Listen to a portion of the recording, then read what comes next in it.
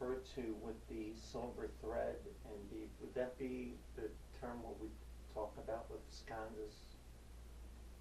How we go with the monad, like our tendencies from one life to another, or is this different? This thread is called the Sutratman in the writings.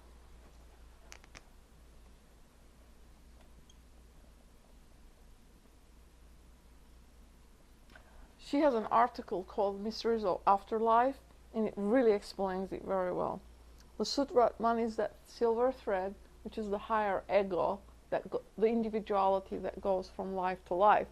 But I think they gave us this terminology, silver thread, to not give it a name and not think about as to what its constitution is made of, because it's a spiritual. What could be a thread that is a spiritual? What do you think it would be? To my mind, it suggests divine light, because the light is like a thread, but it is not solid, and when you see a ray going through, it's visible, but you know that its material substance is not over here. It's photons. It's just charged electrons. So the electrons line themselves up and come in, and you see it. When you look at the sky, when after rain, the droplet, the prism, the white light goes through the droplet, and it becomes a spectrum of the visible world. So to me, that silver thread, I have no other way of visualizing it in my mind, because it's a spirit. What does a spirit look like? It doesn't have any substance to it, but the nearest I can come to is this light energy in my mind. I'll come to you. It shines, but in your mind, it needs to be that higher aspect of you that goes from life to life to life. And it strings on it from each life, like we said at the beginning, the beads. The beads are the perfected aspects of you in each life that it retains, because it becomes a depository or the knowledge of that human soul through this journey that is perfecting itself. The skandhas are the parts that you leave behind. They're the lower aspects that drop, but because you haven't perfected them, in your next life you're going to come and face those skandhas. They will become part of you again, depending what shift they will occupy, and you're going to work on it again. You're going to be given an opportunity to perfect that aspect of you. Thank you very much. Veer. My question has to do with the statements you made regarding atoms. Speak up, please. Regarding atoms not being physical. Right. Psycho-spiritual. Yes. Is that electrical? Yes. Okay. It's electromagnetic. What does that mean? Make the distinction, electromagnetic. What is? Well, we are electromagnetic. Okay. Now,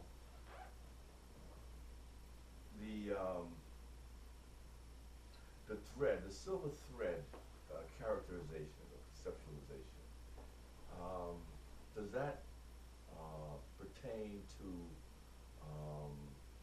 the electromagnetic web that has been said to exist?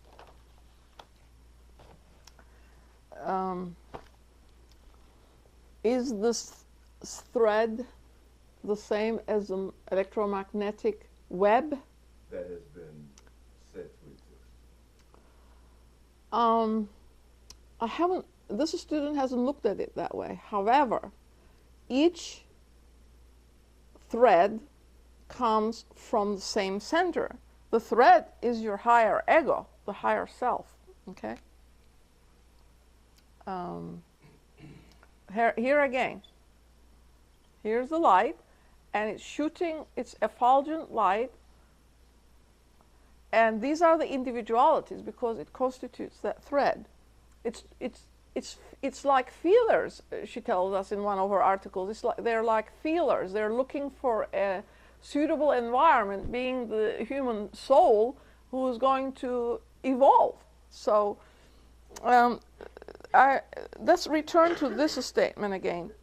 Darkness radiates light, because light is ever present. Whether there's a world or there isn't one is irrelevant. Light exists within the darkness.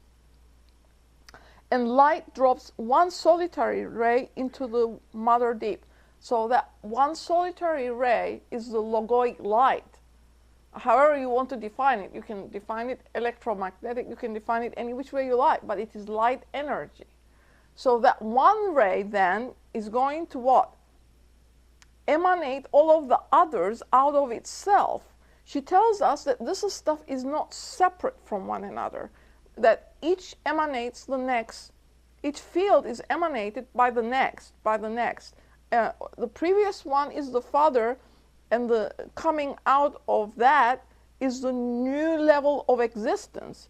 So all of the light energy in its colors constitutes white. They all are hooked to that center where the white light is.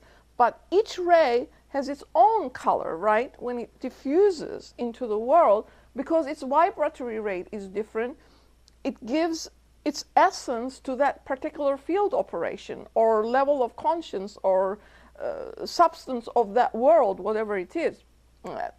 No other words do I have to express it with. So you have to make do. The next part of my question, and thank you for that.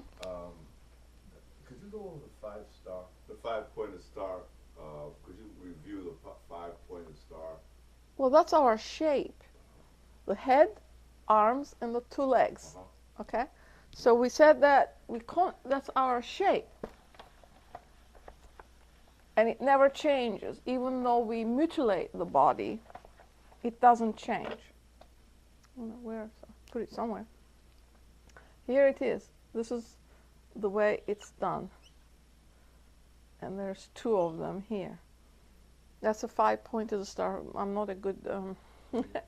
but you have a head, 2 arms, and 2 legs, and you're a 5-pointed star. I see. Is that connected to the... you mentioned about the spiritual impulse of the cell or molecule. The Agnishwatha Pitris are the ones that made us intelligent human beings. Their gift is the imperishable center of the heart, because the truth truly is impressed in the heart, the imperishable part of the heart. And everywhere HPB tells us that that inner light, the real you, is always there, whether you perceive it or you do not perceive it. It doesn't leave you, does it? It is 24/7. We go into meditation for 10 minutes. I'm thinking about my higher self for 10 minutes. But the higher self is there 24/7. It never leaves, because its presence is what makes life possible. But we're not aware of it at all times. The purpose is to get rid of that elusive aspect of us to reach the inner reality. The inner reality, the core, provides this external environment for our growth, but it is totally elusive. Even the atoms are not physical. There is no physicality. It looks solid because its vibration is so fast the eye cannot perceive it. But in its inner constitution, when your other inner eye is open, you can see it. You can see the inner constitution of things. So at first, we have to go by the externalities until we can also look into the inner truth of things, until such time we accept the truth given out and work with it. Does that help? Yes. Yeah.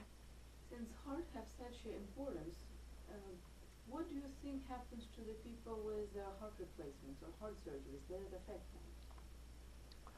Well, as I stated, the body is perfected. If something is maladjusted in us, is because we have abused it. The thoughts, action, and speech all affect what is it we're creating. We really need to be very aware that the thoughts are electromagnetic. It's telepathic. So it has a vibratory rate. It is real. Even though we don't see how it is impressing the astral, right? They're real. And the deeds, our actions, affect all those around us, and so does our speech. So the cause that we had set, whether it was in this life or the up to 3 previous ones, bring the effect into this life as to what we are here to do and what the physical environment is going to be. And according to that, the physical body constitutes itself on the archetypal form. So the magnetic imprint that the person left in those elementary jivas is going to attract it to itself again, because our imprint is definitely on the lives that we use. That's why they tell us to be beneficent about it. So the heart is, she says, par excellence, the organ of the higher self. So if it is not working well and it needs assistance, we brought it onto ourselves. Now, what happens with organ donation? Nowhere in the literature has this student seen anything positive about it. It is stated that it is not such a splendid idea to give part of yourself to someone else. Even though it looks like charity, it is not recommended. Now, the student doesn't know all the whys, but one reason is your organ, when you donated it, like one of your kidneys or whatever, but the heart is a different matter, because you can't donate your heart because you need it yourself. So it has to come from a cadaver or somebody who lost their life as in an accident or something and donated that organ. Well, the imprint of the user after the death of the previous owner is going to be on it. So you're mixing your own with someone else's imprint. How that affects you in your next life, this student does not know. Because what happens to the imprint that you originally left on that? And it can only then be used in a similar fashion to somebody who is acclimated as yourself, because the imprint dictates as to where that life is going to go, because it is electromagnetically imprinted. It belongs to your life because you left your life a story with it. You lived it and you used it. So when the next person uses it, they're putting their imprint on it. So how does karma work with that? This student does not know. But everywhere it is told to us to think very carefully before we become donors, that it is not such a good idea. And perhaps another reason is that when the soul is coming in, they know, the soul knows what it is there to do and how long its lifespan is going to be. So how many years are you extending that life, and is it appropriate to do so? That's the question we need to answer. But I don't know how the karma works in that way. Yes? Yeah. It's hard to try to formulate all of this because it is complicated and involved. If the mind is electromagnetic, it then imprints and can actually have an effect on the cells of the body. Is that correct? Your thought process, Your thought yes, process, affects right? your body. So I just wanted to share something quickly and then ask a question after that. The last few days I've had unusual stress. I noticed that when I looked in the mirror, my face was different. It was really amazing, really amazingly different. And I thought, oh my God, you know. negative thoughts or depression, whatever I was doing was actually registering instantly on my face, which shows that the thoughts from inside were really affecting the cellular structure. So we talk about a higher mind. What is it that we do if the thoughts seem to be the I don't know how to say it, the initiate of the impact on the cells? How do we then who then or what then affects our very thoughts, that actually have an impact? Do you see what I'm saying? Where is that thought? Is the thought an ego thought? And how do we tell the difference between something that is egocentric versus a thought that is inspirational? And then further, how do we access that deeper inspirational part of us, the higher mind, that can then affect others, through our actions? It's very simple, actually. It's very simple. It's very simple. Yeah, it is very simple. You have to look at it. Look, there are only 4 codons that the whole genetic imprint is 4 letters. How difficult is it? It's very simple. You have to look at it very simple. Eat more protein. Okay, this is one principle here. This mind is one principle. Even though for expediency and understanding purposes, we make two aspects of the one principle. You cannot think of the higher and the lower as 2 separate entities. It's one, okay? It's united. Okay, what is it that influences the lower aspect? If it comes from the higher, you know it. Why? It is altruistic. Here, we're going to put this here and list it. Altruistic. It is universal. It is love. Now, this love has nothing to do with human love or one for the other. We're not talking about passion and desire. This love is universal love. How you express charity for the other. How you express kindness for the other. Not put yourself first. The other comes first. And capital, the other first. Altruism, universality, love, charity, kindness, impersonality. Impersonal. Okay? Now, this one, egocentric is your word, self. This self. Self-centered. Selfish. Personality-oriented.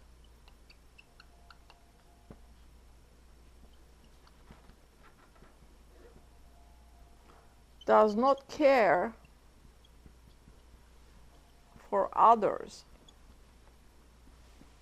Obtains at a cost to others. How is this same as the other one? It's very simple in my mind. To do it is more difficult because the situations come and you say, what exactly am I supposed to do? Because you haven't experienced it before. It's there to teach us a lesson. And this is a difficulty. We don't know how on earth do you approach it. In which direction should I go? Do I do this or do I do that? But that is human choice. And this is also our prerogative. We were given these choices, and this is how we learn. The choices cannot be taken. But can you tell me that these 2 lists are the same, that you cannot differentiate? This, yes, I'm coming to you. This side is noetic because it is universal. It's love for everyone. And Kamadeva, the center of that universal light energy, is based on it. Kamadeva is universal love. Its concern is for everybody. This side has nothing to do with anything over there. It's all me, me, me, like a 2-year-old. I'm the center of the universe. Everything revolves around me. So to me, there is no difficulty in identifying these two things. Noetic, universal. This is very self-centered. This is phrenic. This is HPB's terminology. Phrenic. This one is noetic. A spiritual. Yes, Veer? Yes.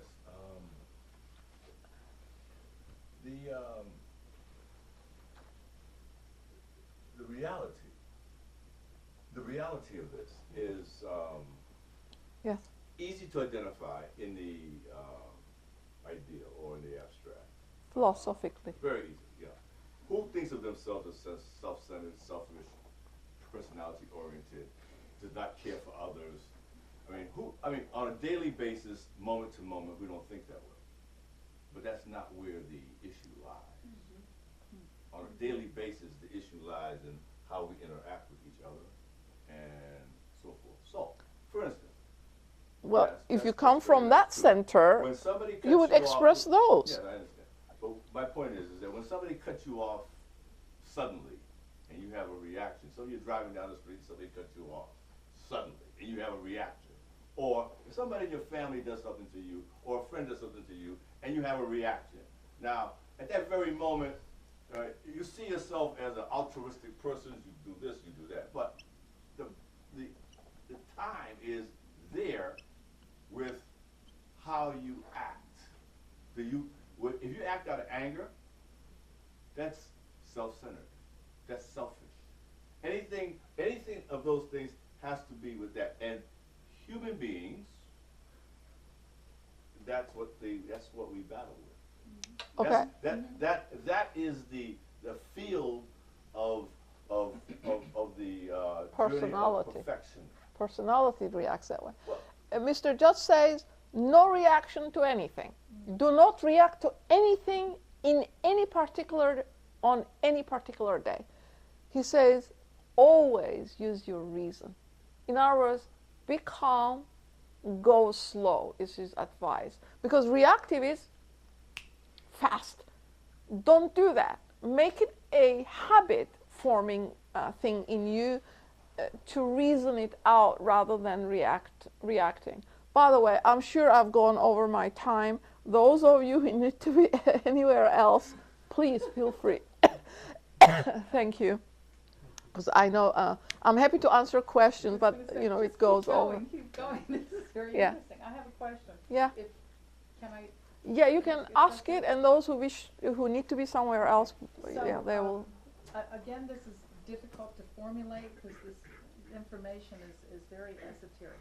Okay, in some spiritual paths, I've heard of the terminology, and I may be pronouncing it wrong, so please forgive me. Sattvic force, Rajic force, Tamasic force. It was in the reading this morning. Okay. Yep. So it seems to me, let's say, and I'm just using my experience that I shared as an example, Yep. that when one becomes more affected by the external world, let's say as Vera was talking about, that Yes. we have a reaction. And Yeah. And some spiritual traditions, Meher Baba, others say that poise and pausing is so important, you know, to know what is asked of me at this moment that would hopefully move us towards the altruistic love, charity, no reaction, okay? But if we, in fact, react, and maybe we are focusing on that self-centered part of us, reacting to an external force, if we move in that direction, it seems as though it moves in the direction that has a natural consequence to it, which is then tamasic, where things become imbalanced. You see what I mean?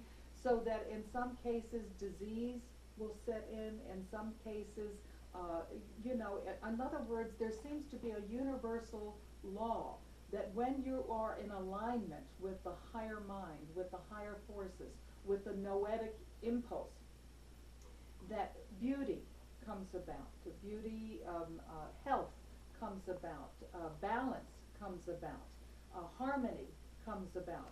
But when you are no longer in alignment with the noetic part of us, the higher mind, if you succumb to the lower mind, that somehow things begin to turn tamasic, means they start to fall apart. They start to become imbalanced, disharmony. Let me just read it for you, Sure. because it answers also Sandra's question. Even when the soul is present, and in some cases the soul leaves, and we'll talk about it if you choose.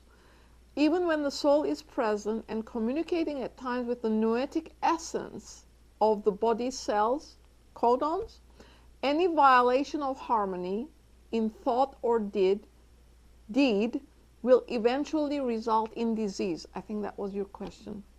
Or even genetic damage, right? Deleterious mutations or premature aging.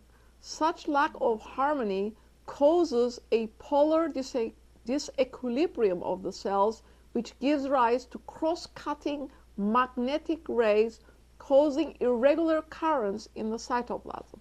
So, when we are harmonized, and all our activity comes from that compassionate, harmonious, balanced, and steadfast center, the cell is balanced. The cell is balanced. But it's this way, and this is it, and it is balanced, okay, towards the poles. But when it is not,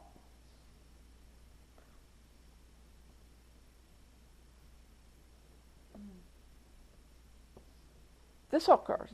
This is what it is saying to us, that this magnetic center that keeps order, which comes through harmony, is not there anymore. Cross-cutting rays are the cell. So how does disease come about? Through this malalignment of that centripetal and the centrifugal energy.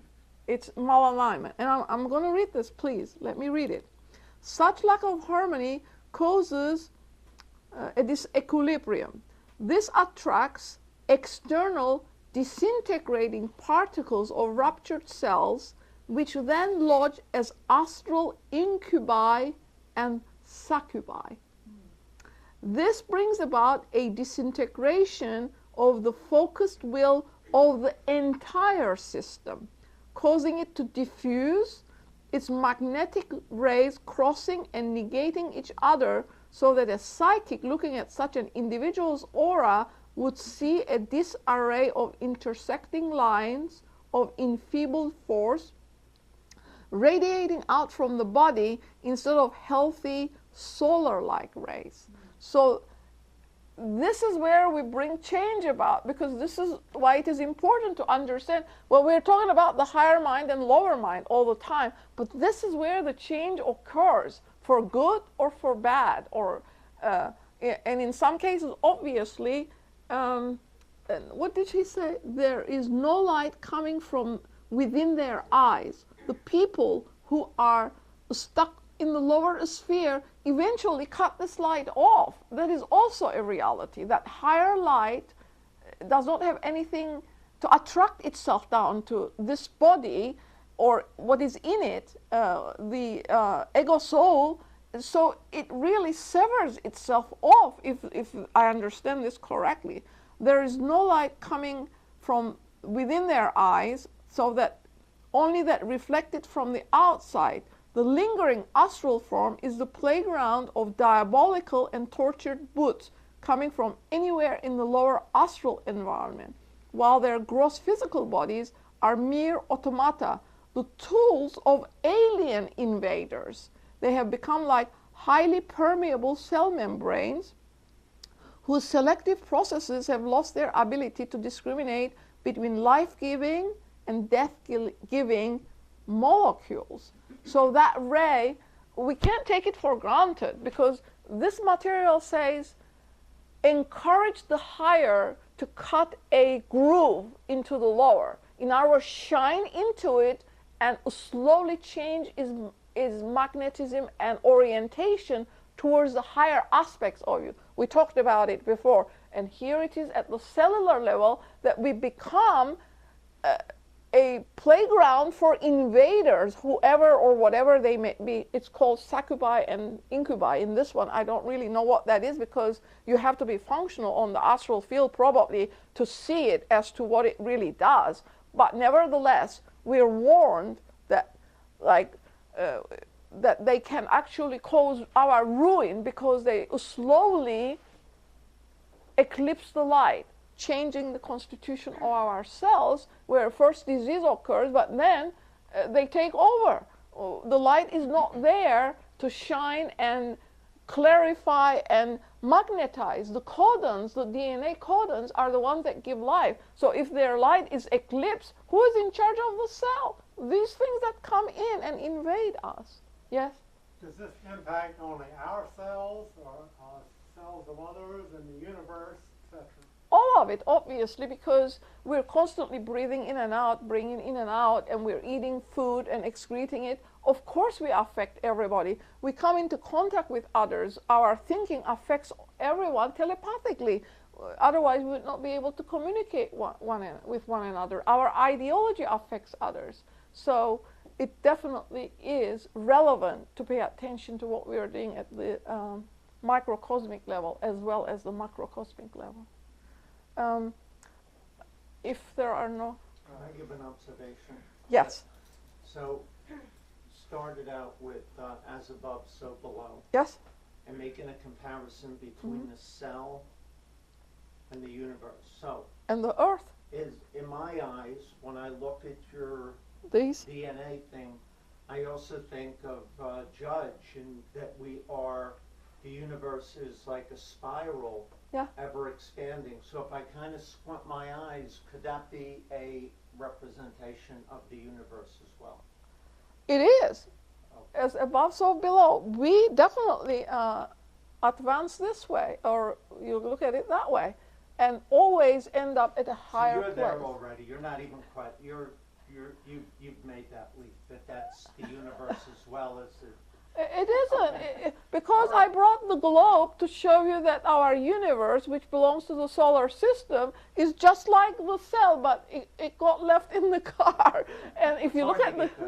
Yeah, I'm blaming him. But anyway, so if the globe is that way, and the egg, this is the egg that's going to make us a human being, all of our potentiality is in this one cell. The DNA, which is my blueprint, is going to bring about all this growth from one cell with the father's seed, and it's going to become a human being, or it's going to become an oak tree. All of it works, or it's going to become a dog. This one cell with all of the potentiality of the human being is in it. It's coded, and the code is 4 letters. 4 letters. Each enzyme or protein defined by 3 different combinations of those letters. 20 of them that control life. Life is very simple. If we would only align ourselves with the magnetic core in us, and then align that magnetic core to the enlarging circles, whether it is our world, whether it is the solar system, where it is the general universe. You know, the heart, there's only one heart. That's the universal heart. If this heart beats to that level with that synchronicity, I would become one with it. And that's what perfectibility implies, that we come from it and then we return to it when we're ready. Is that magnetic core in It's in us, in human beings, the body? It's your heart, however you want to call it. The heart. The heart is the brain. center. The brain works with the heart, but the controlling center is the heart. Well, what about the pineal gland? Well, that gives you the... Could you explain a little bit of that? Yeah. Thank you. Thank you. See you next week. Okay. Okay. We talked about our principles, right? Yeah. Okay. The principles, these external sensory organs have their correlative inner aspects, don't they? So, The third eye is a spiritual eye that was present until the Atlantean race. When that race fell into full expression of their materiality, they made the spiritual aspect subservient to the material aspect. And HPB tells us in the Secret Doctrine, this is where we made our highest and deadliest karma. We being Atlanteans. Now we're all reincarnating because the environment gives us opportunity again. But what had happened is that the psychic powers had become the overpowering aspect of life. Psychic meaning lower mind in conjunction with the personality. That is our psychic nature. Our emotions. You were talking about your lower mind, but emotions go with that, okay? Because the mind brings about a thought process, and that immediately has its reactive aspect in the body, which is the correlative aspect of your emotion that goes with it, okay? Emotion and the lower mind. So that's our psychic nature.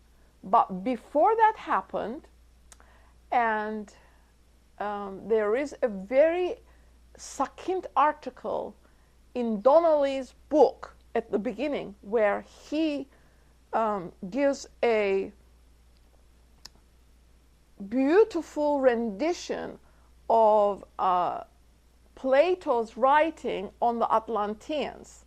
And I will bring that book and read it to you whenever we have time, because it shows what a magnificent race we were, but we fell because of that we obtained material aspects were the development of our nature, but to make the spiritual subservient to it was not the plan. We were supposed to learn how to function with the shades, gray, white, and it is stated we didn't have to make it pitch black where we can no longer see through the light in the black, which is what has happened. I'm sorry, what was your question? I forgot your question. No, I think you answered. I did answer it? Okay. You had one?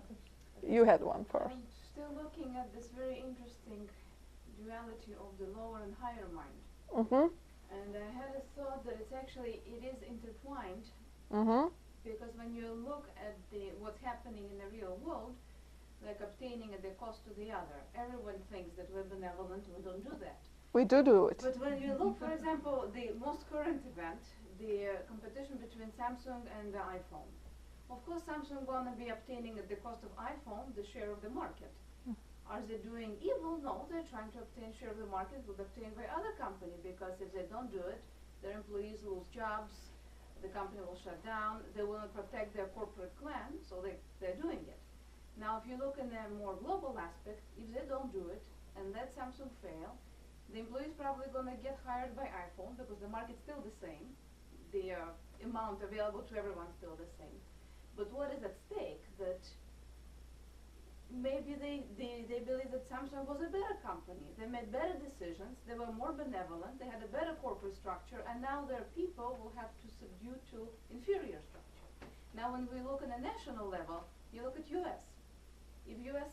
would assume that there is no more need to sort of perpetuate its grandeur, let it just be indebted to China and become province of China and let them make decisions. No, because U.S. believes we're more benevolent, we're more altruistic, we're more universal, we have rights to make others to be like us. We're not going to subdue, we're going to fight for that share of a national market, so to say. So it seems like those who act in the lowest way believe they are most altruistic and benevolent and universal, but there is duality of that. When you put it that way, We fight for it because we believe we're the best, and our decisions are Well, the best. look at it this way. It's simple, it's why Theosophists aren't in charge in the world. We don't fight for the And market. they're getting killed all through the centuries, so it's, We don't fight for the market share of believers. Substance, a spirit. This is not concerned with it. Its mode of operation is universal at all times. At all times. Now, what do the masters say? There's an article in the master's letters, very interesting. HPB went underground, as you know, for a very long time, and she was trained by the masters, and she traveled with them in her youth, in her 30s onward. And she says, I miss those days so much. And then she says, it was so simple. We rode on horseback and we stayed in their ashram. They don't come in contact with human beings. First, they can't because they exude with magnetism and they would shatter us. They vibrate at such a fast rate. She said the only thing we had was pillows or mats made of yak hair. That's the only possession they carried around with them, and they would put it on the floor of the ashram and sleep on it. Now, how much do we need is what we need to ask to answer your question. Is democracy purely based on the material aspect of life, or do the spiritual essence through morality and ethics control the other side? And this is what she says. In times when the golden age has arrived, all of the conditions that were existing previous to it will still be there. The difference is this. The poor would understand why they are poor and who caused their own suffering, but the rich will also understand their position in life, that it is their responsibility to help the poor. And there is no controversy. When you read Asoka's reign, what happened in India? Asoka came into power as an initiate, but first he was a rotten invader or butcher, if you like, cut throats with no problem. Blood ran. But when he came into the spiritual aspect of his life, what he did was he built stations along the travel routes for people who were traveling to have fresh water. He made wells. He planted orchard gardens so that they would have fruit to eat, if nothing else. That's the difference, that the concern is for the welfare of the all and not particular groups. Yeah. I really appreciate this. This is so helpful, again, on so many levels. To take your thought about Osaka, I picked up one thing and the whole thing fell. Okay, so thinking about Osaka, and let's use Osaka as an archetype of different places in the world, different peoples in the world, that maybe they're in conflict, and conflict is part of humanity in many different parts of the world. Okay. It doesn't have to be. And what I'm saying is, yes, it doesn't have to be. So how can we move, let's say, Osaka, from representing these different parts of the world in conflict, and move them from that first dimension of his life, which was brutal, which was in the way, which was frenetic, self-centered, concern for self, obtaining, at the expense of others. Whatever is going on and causing their problem is self. Okay. How do we move them into the domain where Osaka moved to the noetic? Because there are different ways that we can do that, with ourselves, moving ourselves into that consciousness, moving ourselves in relationship to our family, in relationship to our neighbors, in relationship, or with what we're doing in the world. How can we initiate that change to move from that dimension into the dimension of the noetic? Let me, I have a comment. on Yeah. that. Because as Adele was speaking, I was thinking that we tend to think that world was about money, about wealth. It's not. Money and wealth is only a tool to empower our decision making. People want to make decisions, and when Anders spoke, how do we make it so those who hold wealth have power to make decisions, have power to influence change? So how also do we- rule over all the Exactly, others, exactly. which is not what And- it needs to and be. what is that question is that nobody wants to be decided for, and that's why we maintain our power, not to let other decide over me. And how to get out of that basically circle. Yeah, that's individualistic, Yeah. isn't it? Personality oriented. We First, still say, how do we make it better? Yeah. I know the way, I'm going to make it better. okay, first. What's the first rule? First rule. Philosophy.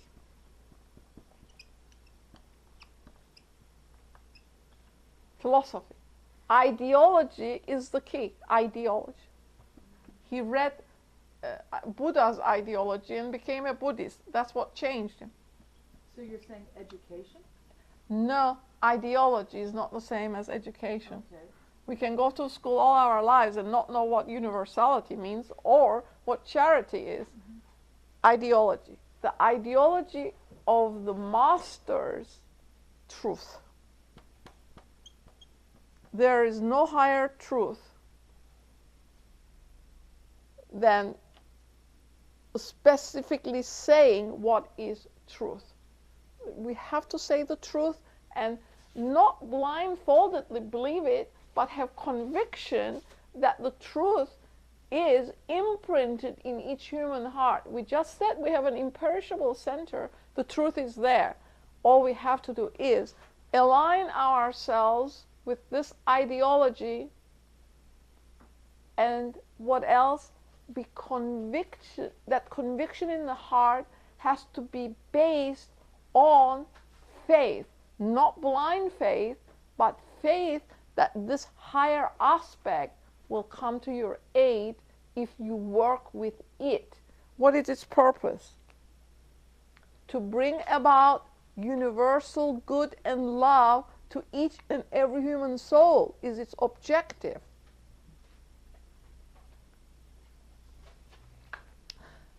And it is written, start with philosophy, learn it, disseminate it, and when the materials are ready, the architect will appear. That is not an empty statement. The other thing I read is that the chair of the one is never empty. And the apostolic succession is built upon it, but it is the perverted version of it. Because there is a true teacher, even if we don't know who he or she is, and that chair is occupied at all time, that humanity is not without its benefactors.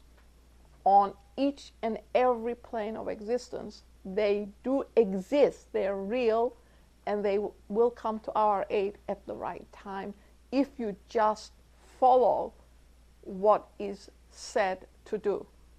They don't tell you what to do. It is an internal process, just like Asoka, when he became acquainted with the Buddha ideology, he converted to Buddhism, and all of his activity then became universal.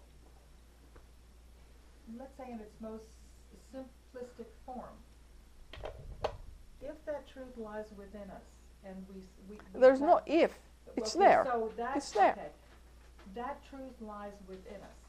If we impart to someone who, let's say, is leaning in degrees towards Osaka's beginning stages, however that might be, Yeah. you know, from the least to the most violent, let's say, if we impart this philosophy, this information, this knowledge about the noetic and about the phrenic, and we speak this to people on an individual basis, we share this with a group, will, by virtue of the fact of us just sharing this information, let's say as you have done with us today, does that somehow send, and I heard one of the words that HPB used or Judge used, does that then send a thrill through the cellular structure to touch in some way this silver thread, does that reach to the heart and somehow send this thrill that actually initiates a change in consciousness so that the person can then move more towards the noetic? No. Okay. The receptivity has to be there. If the person is not ready and you go and give them this lecture, you haven't done anything, because they're not going to retain anything. That's why they always say, look at your audience and see how you can plant a seed and allow it to grow. You cannot go and give the abstruse metaphysical truth to people who are not ready to receive it. This is an internal growth process. And the master's advice is, if the soul does not perceive its own potentiality, you cannot put it in from the outside. I will stop here and I will continue to answer your questions, but if you all need to be somewhere else, I need to end it. Into the night, Tunde. We end it. Thank you.